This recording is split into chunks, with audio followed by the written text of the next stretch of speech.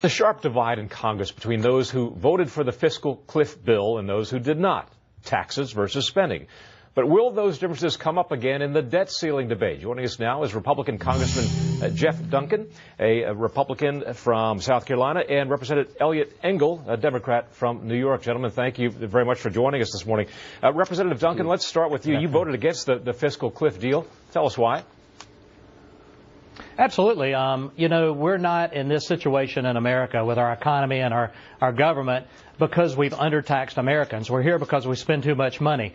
This plan had over $40 of tax revenue increases for every dollar that was cut from spending. And that's inverse. It should be the other way around. We should have $44 of cuts for every dollar of tax revenue that was increased. And Representative Engel, you voted for the deal with I'm sure, some reservations, as so many others have expressed. Tell us why.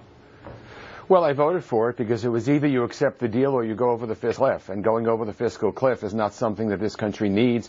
The repercussions would have been horrendous. The stock market would have plummeted. So we were really we were caught between a rock and a hard place.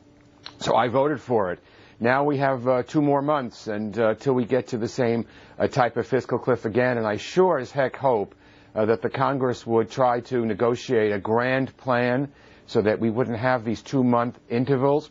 And we could have a couple of years where the country knows where it's going, and we try to put together some fiscal responsibility. And by the way, the only way we're going to dig out of it is by spending yet less, absolutely, but also we're going to have to raise some revenues, whether we like it or not. And we've boxed ourselves into a corner. And we have to have a grand plan to get out of it, something along Simpson Bowles, maybe not exactly Simpson Bowles, but something along that. And all sides are going to have to swallow hard. A compromise is a compromise. You don't get everything you want. The other side has to get something that they want.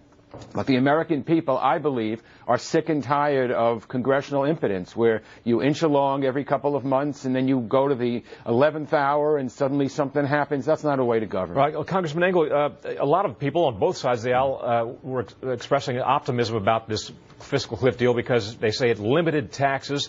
But I was looking at the website Twitchy today, which compiles tweets from people on various subjects. Listen to this array of tweets that they put together today. Indicating that the voters were surprised by the tax increases that were inherent in this fiscal cliff deal that passed.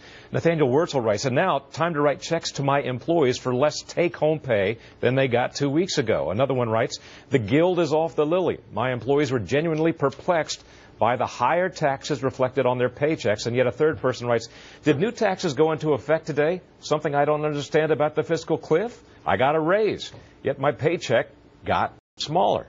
How can you explain that, Congressman Engel?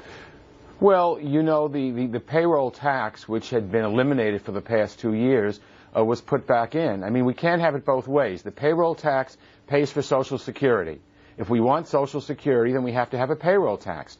If we don't want to have a payroll tax, then Social Security is going to become insolvent. You know, it's simply a matter of we can't have everything we want. We can't pay no taxes, have social programs, and expect handouts all the time. If you want something, you need to pay for it. So what happened was the payroll tax was eliminated, first for a year, then for another year, when the economy was doing poorly. Now it seems like we're heading in the right direction. Okay. And so it went back to the way it was. All right. Congressman Duncan, you want to chime in on that?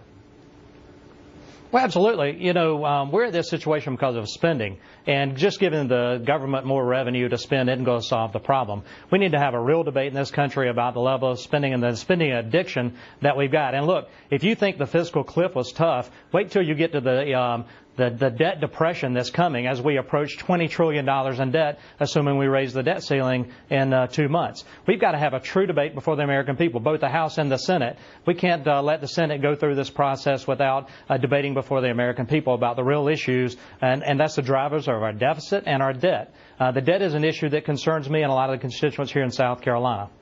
All right, that's one of the reasons that so many Americans are hoping that interest rates stay low, because our problems will be vastly exacerbated if they don't. Congressman Jeff Duncan and Representative Eliot Engel, thank you very much. Appreciate you both appearing today. Thank you.